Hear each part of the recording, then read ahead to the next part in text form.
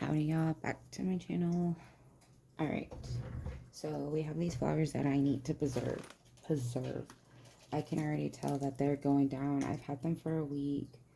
They have a little bit of molding and these are getting pretty dry. So these flowers actually are supposed to be sticking up, so I want them to dry sticking up. Okay, so we're gonna go ahead and grab some scissors to cut the stems that are rotting and too gushy because those will mold. Alright, so we're going to come in here and we're going to find a spot. So let's go right here. That seems pretty good. Now these scissors are not the greatest. These aren't cutting scissors, so they can be a little difficult. So you see how like easy that's crunching? That's honestly not great. You don't want, that's just a good sign saying like these flowers are pretty much done.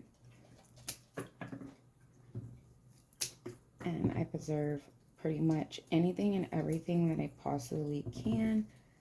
So this is just another thing to preserve your flowers. If you're into that, if you're not, and you just want to watch someone do that, I'm for it.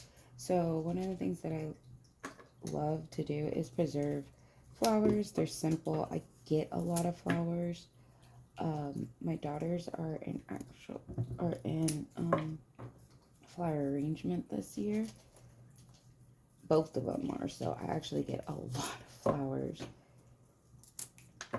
And it means a lot to me that they even are interested in something like this. See, you could tell. See, they're ready. A healthy one would not be this easy to cut.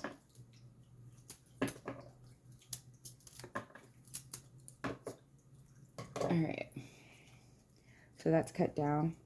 Like I said, we're going to have it go like this so that we can have these flowers that actually are supposed to be perked up, staying up. This one's missing a flower. That's okay. And then some of these are garnishes.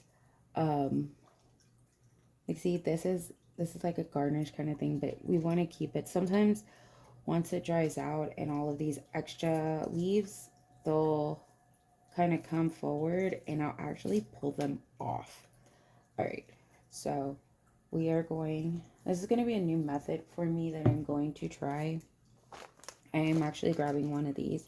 Oh, my nose. And we're going to tie it around here. All right, I'm trying to keep these as like, I'm going to tie this around here.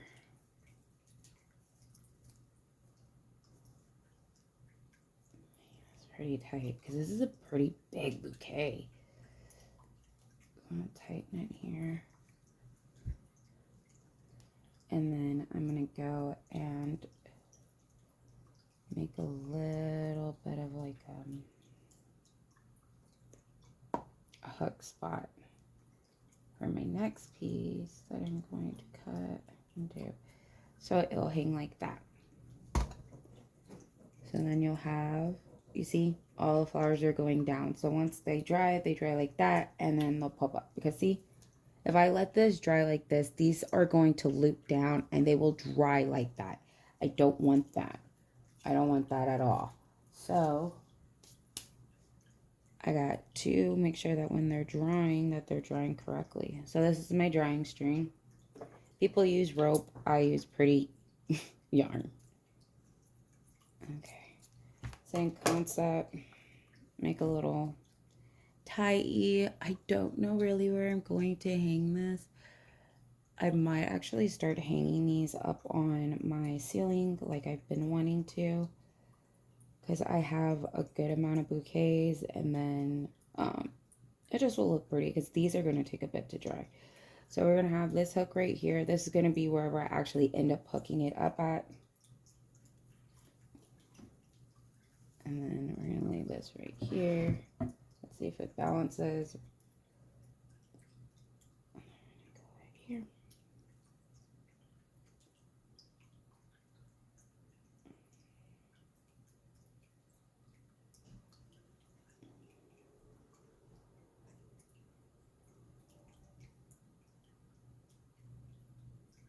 I love doing this. All right. So there we go. This is definitely something you can start at home. Super small, nothing too crazy. And there you have it. We have our bouquet ready for hanging. You'll want to make sure that all of your flowers are hanging down the way that you want. They're organized and pretty, because however this dries, it's going to stay that way. And if you are wanting these, because like honestly, these actually went like this. They looped up like that.